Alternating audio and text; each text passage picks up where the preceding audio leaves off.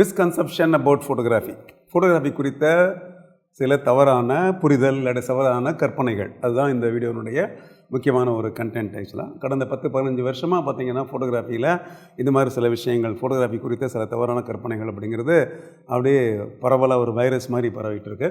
சில விஷயங்கள் நான் காதுபட கேட்கும்போது இது குறித்து ஒரு வீடியோ பண்ணணும் அப்படின்னு சொல்லிட்டு பல நேரம் நான் நினச்சது உண்டு. அதோட விளைவு தான் இந்த வீடியோக்குள்ளே போகிறதுக்கு முன்னாடி கேஎல்ஆர் தி ஃபோட்டோகிராஃபி யூடியூப் சேனல் நீங்கள் சப்ஸ்கிரைப் பண்ணாமல் இருந்தீங்கன்னா இது வரைக்கும் சப்ஸ்கிரைப் பண்ணுங்கள். பெல் பட்டன் நீங்கள் ப்ரெஸ் பண்ணி வைங்க. அப்போது நாங்கள் போடக்கூடிய வீடியோனுடைய அப்டேட்ஸ் உங்களை சேரும். என் பெயர் கேஎல் ராஜாப்பன் சிங். இந்த வீடியோவில் நம்ம என்ன பார்க்குறோம் அப்படின்னு கேட்டிங்கன்னா, காஸ்ட்லியான ஒரு கேமரா வாங்கிட்டோம் அப்படின்னா நம்மளோட படங்கள் நல்லா வரும், சிறப்பாக வரும் அப்படின்னு சொல்லிட்டு நம்மள நிறைய பேர் நம்புகிறோம். ஃபோட்டோகிராஃபர்ஸ் மட்டும் இல்லை, பொதுமக்கள் கூட நிறைய பேர் புதுசாக ஃபோட்டோகிராஃபிக்குள்ளே வரும்போது அவங்க எப்படி அதை ரிசர்ச் பண்ணி அதை எப்படி ஒரு கேமராக்குள்ளே செட்டில் ஆகுங்க அப்படின்னா, அது ஒரு விலையுறந்த கேமரா வாங்கிட்டால் நமக்கு படம் ஈஸியாக வந்துடும். இந்த நம்பிக்கை இன்ஃபேக்ட் பணக்காரர்கள் மத்தியில் ரொம்ப அதிகமாகவே இருக்குது ஆக்சுவலாக. ஸோ என்னை பொறுத்தவரைக்கும் பார்த்திங்க அப்படின்னா, ஒரு பொருள் விலையுறதாக இருக்கிறதுனாலையோ இல்லை அது பெரிய கேமராவாக இருக்கிறதுனாலையோ அதிலேருந்து வரக்கூடிய அவுட்புட் கிரேட்டாக இருக்கணுங்கிற அவசியம் கிடையாது. ஏன்னா அது பயன்படுத்த தெரியாமல் இருந்து அந்த கருவியை வச்சுருந்து என்ன பிரயோஜனம்? ஒரு கவிஞன் அப்படின்னா அவன் கவிதை எழுதுறதுக்கு ஒரு ரீஃபில் கூட போதும், அதுக்காக வேண்டி ஒரு மவுண்ட் பிளாங்க் பென் தேவையில்லை. அதே மாதிரி ஒரு ஸ்போர்ட்ஸ்மேன் ரொம்ப காஸ்ட்லியான ஒரு ஷூஸ் போட்டுறதுனால தான் அவர் ஜெயிச்சார் அப்படின்னு நம்ம சொல்ல முடியாது. அது மாதிரி ஒரு எக்ஸ்பென்சிவான ஒரு மியூசிக் இன்ஸ்ட்ருமெண்ட் இருக்கிறனால தான் இவள்கிட்ட இந்த மியூசிக் வந்தது அப்படின்னு சொல்ல முடியாது. ஏன்னா இது எல்லாமே மனிதர்களால் இயக்கக்கூடிய சில கருவிகள். ஸோ அந்த இயக்கக்கூடிய சக்தி, அதோட திறமை, அந்த கற்பனை நம்மள்கிட்ட இல்லை அப்படின்னா எவ்வளோ விலையுறந்த கேமரா இருந்தாலுமே அது நமக்கு பயனில்லை அப்படிங்கிறது தான் அதில் முக்கியமான ஒரு பாயிண்ட்டு. ஸோ கருவிகளை நம்புறதை விட்டுட்டு நம்மளுடைய கற்பனைகளை ஃபஸ்ட்டு நம்பணும்.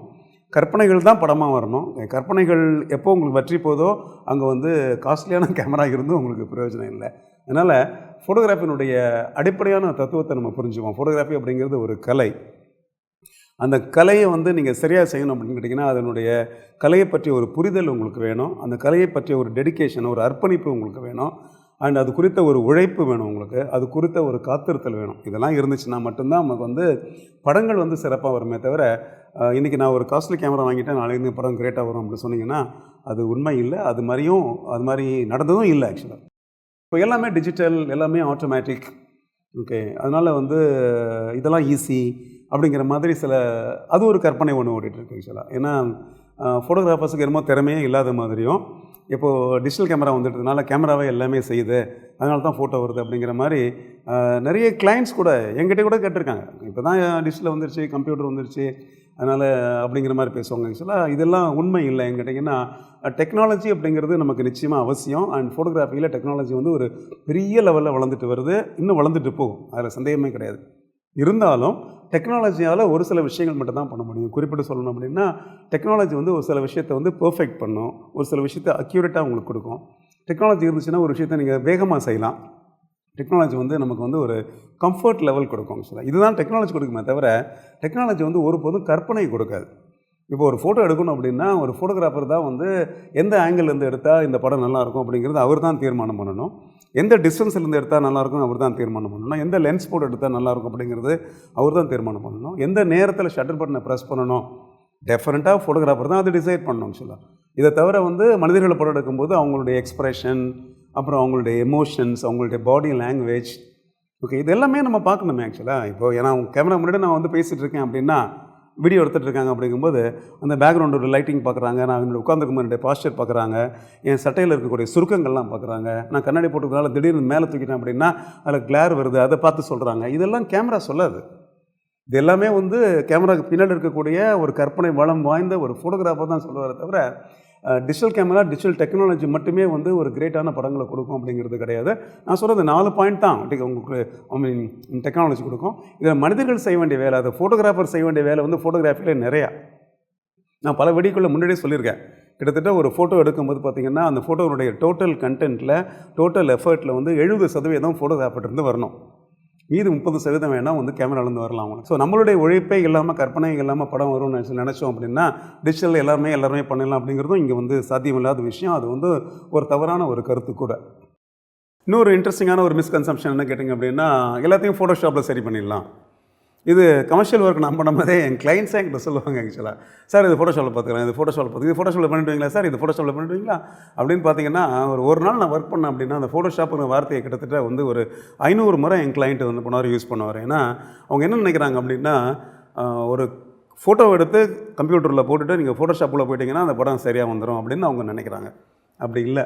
ஃபோட்டோஷாப்புங்கிற விஷயம் அப்படின்னு கேட்டிங்கன்னா ஒரு படத்தை வந்து மேம்படுத்துறதுக்கு, இம்ப்ரூவைஸ் பண்ணுறதுக்கு, அழகூட்டுறதுக்கு மட்டும் நம்ம பயன்படுத்துகிறோமே தவிர கேமராலேயும் நல்ல படங்கள் வரணும் அப்படிங்கிறத நம்ம முதல்ல நம்பணும். ஏன்னா நம்ம வச்சுருக்க கேமராஸில் வந்து அந்த டெக்னாலஜி இருக்குது, அந்த அளவுக்கு அதில் வந்து கண்ட்ரோல்ஸ் இருக்குது, அவ்வளோ கண்ட்ரோல்ஸ் இருக்குது, அவ்வளோ மெனூஸ் இருக்குது உங்களுக்கு எல்லாம். ஸோ இப்போ ஒயிட் பேலன்ஸ் எடுத்துட்டிங்கன்னா அதில் கிட்டத்தட்ட ஒரு 7 டிஃப்ரெண்ட் ஒயிட் பேலன்ஸ் இருக்குது. பிக்சர் ஸ்டைல் எடுத்தால் அதில் 4 இருக்குது ஆக்சுவலாக. ஸோ ஃபோக்கஸிங் எடுத்துட்டிங்கன்னா different kind of focusing modes இருக்குது. இப்படி ஒன்றுலேயும் பார்த்திங்கன்னா நிறைய விஷயங்கள் இருக்குது. இதில் வந்து எதை நம்ம செலக்ட் பண்ணி எப்படி பயன்படுத்துகிறோம் அப்படிங்கிறது தான் அதில் முக்கியம் அதில். அதனால் நம்மளுடைய கேமரா பயன்பாடு தவறாக போகும்போது தான் அதுக்கு போய் கடைசியில் என்ன பண்ணுவோம் கேட்டிங்கன்னா ஃபோட்டோஷாப்பில் போய் நம்ம சரணடையுமே தவிர ஸோ கேமரா அப்படிங்கிறது தவறு செய்கிறதுக்குள்ள ஒரு கருவி இல்லை. கேமரா லெவல்லையே வந்து எல்லா விஷயத்தையுமே வந்து மேக்ஸிமம் நம்ம சரி பண்ணுறதுக்கு நம்ம ட்ரை பண்ணோம். ஏன்னா ஃபோட்டோஷாப்லேயே சரி பண்ண முடியாத விஷயங்கள் நிறைய இருக்குது. ஃபார் எக்ஸாம்பிள் ஒருத்தரோட எக்ஸ்பிரஷன்ஸையோ எமோஷன்ஸையோ பாடி லாங்குவேஜோ மாற்றிட முடியாது ஃபோட்டோஷாப். ஸோ கலர் வேணால் மாற்றலாம், நீங்கள் கான்ட்ராஸ்ட்டாக மாற்றலாம், பிரைட்டஸாக மாற்றலாம், இது மாதிரி சில விஷயங்களை பண்ணலாம். ஸோ ஃபோட்டோஷாப் அப்படிங்கிறது ரொம்ப ரொம்ப முக்கியம். ஃபோட்டோஷாப் இல்லாமல் ஃபோட்டோகிராஃபி இல்லை. ஆனால் ஃபோட்டோஷாப் மாதிரி ஒரு சாஃப்ட்வேரை வந்து நம்ம கேமரா லெவலில் நம்ம செய்யக்கூடிய தவறுகளை சரி பண்ணுறதுக்கு பயன்படுத்துறதை விட நம்ம எடுத்த படத்தை இன்னும் கொஞ்சம் அழகூட்டுறதுக்கு, இன்னும் கொஞ்சம் இம்ப்ரூவைஸ் பண்ணுறதுக்கு, அதாவது கேமராவில் செய்ய முடியாத சில விஷயங்கள் ஃபோட்டோஷாப்பில் பண்ணணும் அப்படிங்கிற மாதிரி நிறைய விஷயங்கள் இருக்குது.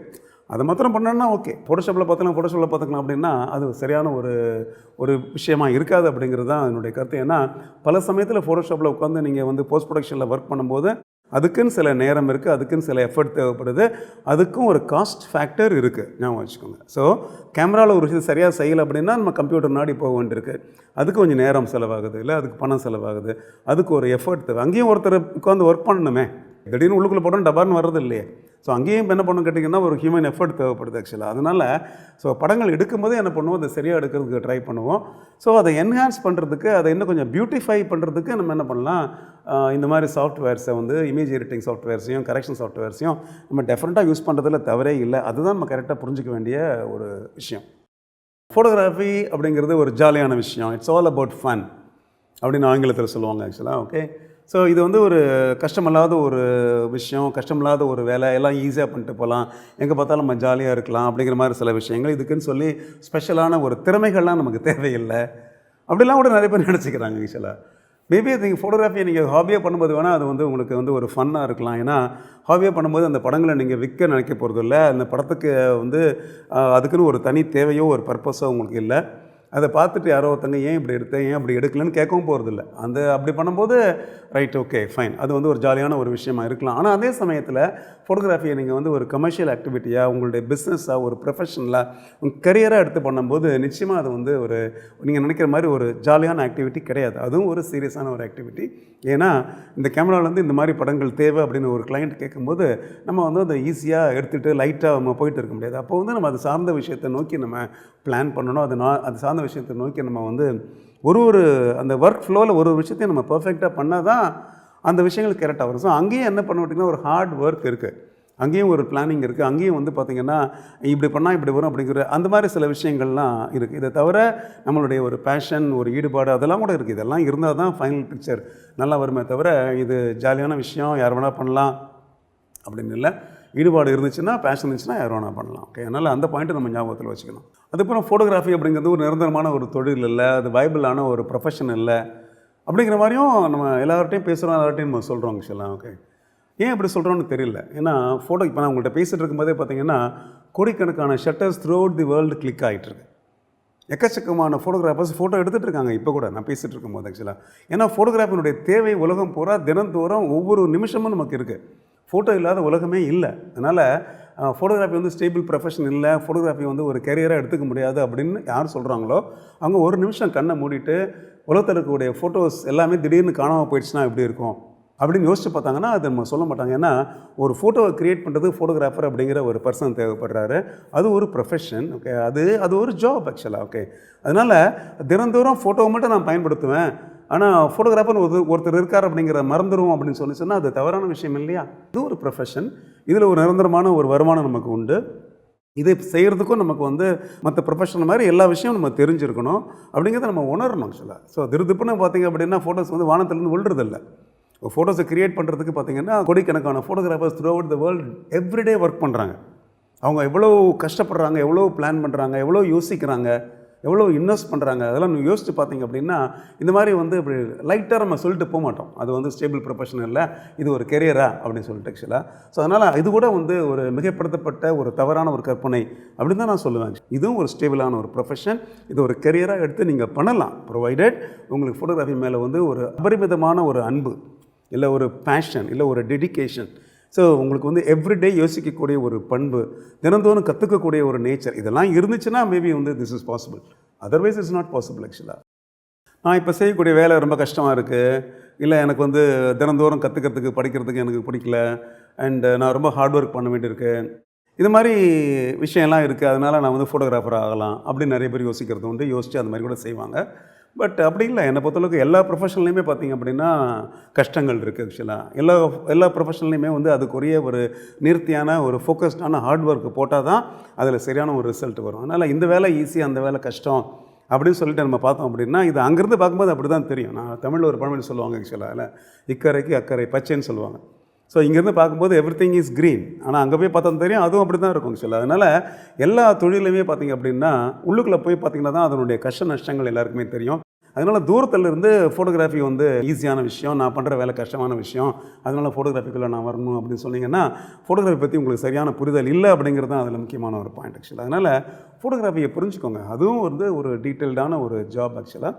அதுலேயும் ஒரு கடின உழைப்போடு சேர்ந்த ஒரு கற்பனை உங்களுக்கு தேவை. ஏன்னா கடின உழைப்பு மட்டும் கிடையாது ஆக்சுவலாக, இதில் வந்து நிறைய இமேஜினேஷன்ஸ் தேவைப்படுது, கற்பனை திறன் நிறைய தேவைப்படுது. ஏன்னா இது ஆர்ட் பேஸ்டான ஒரு வேலையாச்சு. அதனால் 24 ஹவர்ஸும் அதை பற்றி நம்ம யோசிச்சுட்ருக்கணும். ஃபோட்டோகிராஃபர்ஸுக்கும் பார்த்திங்கன்னா அது கற்பனை சார்ந்த ஒரு திறமை அது இருந்துச்சுன்னு வச்சுக்கோங்களேன், அதில் அந்த வேலையில் உங்களால் வந்து பெருசாக வர முடியும், நீங்கள் ஜெயிக்க முடியும்.